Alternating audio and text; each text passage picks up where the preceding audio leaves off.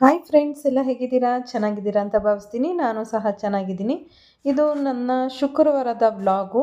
ನನ್ನ ವಿಡಿಯೋನ ಎಲ್ಲರೂ ನೋಡಿ ಸಪೋರ್ಟ್ ಮಾಡ್ತಾ ಇದ್ದೀರಾ. ಆದಷ್ಟು ಇನ್ನೂ ಜಾಸ್ತಿ ಸಪೋರ್ಟ್ ಮಾಡಿ ಆ್ಯಂಡ್ ವಿಡಿಯೋನ ಎಲ್ಲೂ ಸ್ಕಿಪ್ ಮಾಡ್ದಿರಾ ವಿಡಿಯೋನ ಪೂರ್ತಿಯಾಗಿ ನೋಡಿ. ಇಷ್ಟ ಆದರೆ ಲೈಕ್ ಮಾಡಿ, ಶೇರ್ ಮಾಡಿ, ಕಮೆಂಟ್ ಮಾಡಿ. ಆ್ಯಂಡ್ ಇನ್ನೂ ನನ್ನ ಚಾನಲ್ನ ಸಬ್ಸ್ಕ್ರೈಬ್ ಮಾಡ್ತೀರಾ ನೋಡ್ತಾ ಇದ್ರೆ ಪ್ಲೀಸ್ ಸಬ್ಸ್ಕ್ರೈಬ್ ಮಾಡಿ.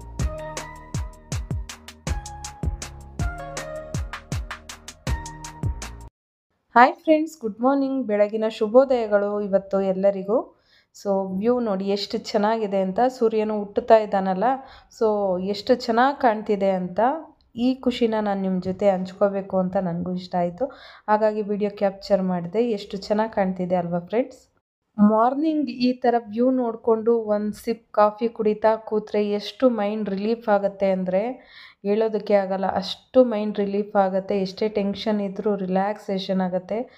ಆ ಸೂರ್ಯ ಉದಯ ಆಗ್ತಾ ಇರೋ ಕಿರಣಗಳ ಮಧ್ಯ ಹಕ್ಕಿಗಳು ಆಡ್ತಾ ಇರೋದು ಏನೋ ಒಂದು ಮಾಯಾ ಲೋಕಕ್ಕೆ ಹೋದಂಗೆ ಆಯಿತು ನನಗೆ.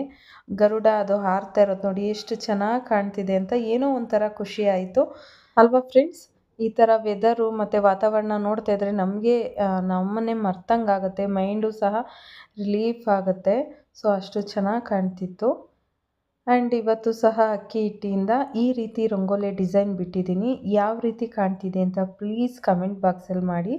ಅಕ್ಕಿ ಹಿಟ್ಟಿನಿಂದ ಎಷ್ಟು ಚೆನ್ನಾಗಿ ಡಿಸೈನ್ ರಂಗೋಲಿ ಎಲ್ಲ ಬಿಡ್ಬೋದು ಅನ್ನೋದಕ್ಕೆ. ಸೊ ಇದು ನೋಡಿ, ಎಷ್ಟೇ ಗಾಳಿ ಬಂದ್ರೂ ಗಾಳಿಗೆ ಅದು ಹೋಗೋದಿಲ್ಲ. ದೋಸೆ ಹಿಟ್ಟಿಗೆ ನಾನು ರೆಡಿ ಮಾಡ್ಕೊಂಡಿದ್ನಲ್ಲ ನೀರು ದೋಸೆ ಮಾಡೋಣ ಅಂತ. ಹಾಗೆ ಈಗ ತೇಜುಗೂ ಸ್ಕೂಲಿಗೆ ಟೈಮ್ ಆಗ್ತಿದೆ. ಸೊ ಅವನು ಮಲಗಿದ್ದ, ಅವನು ಎಬ್ಬರಿಸ್ತಾ ಇದ್ದೀನಿ, ಎದ್ದೋಳಪ್ಪ ಸ್ಕೂಲಿಗೆ ಟೈಮ್ ಆಯಿತು ಅಂತ. ನಿದ್ದೆ ಬೋರ. ಅದೇ ಸ್ಕೂಲ್ ರಜಾ ಇದ್ದಾಗ 5 ಗಂಟೆನೇ ಎದ್ದು ಕೂತಿರ್ತಾನೆ. ಸ್ಕೂಲ್ ಇದ್ದಾಗ ಮಾತ್ರ ಎದ್ದೋಳಲ್ಲ ಇವನು.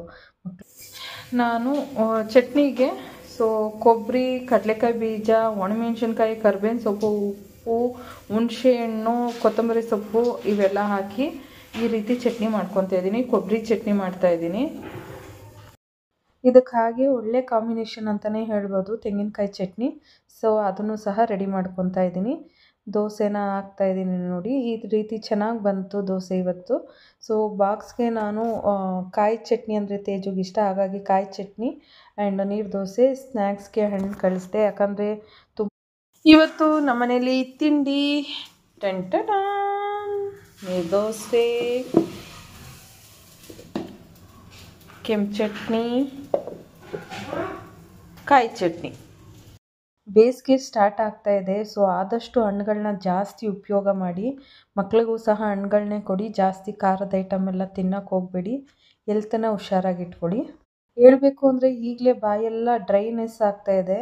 ಸೊ ಆದಷ್ಟು ನೀರನ್ನ ಚೆನ್ನಾಗಿ ಕುಡಿಬೇಕು. ಈ ವೆದರ್ಗೆ ನೀರು ಚೆನ್ನಾಗಿ ಕುಡಿದಷ್ಟು ನಮ್ಮ ಆರೋಗ್ಯ ಚೆನ್ನಾಗಿರುತ್ತೆ ಅಂತಲೇ ಹೇಳ್ತೀನಿ. ಹಣ್ಣುಗಳು ಆದಷ್ಟು ಯೂಸ್ ಮಾಡಿ.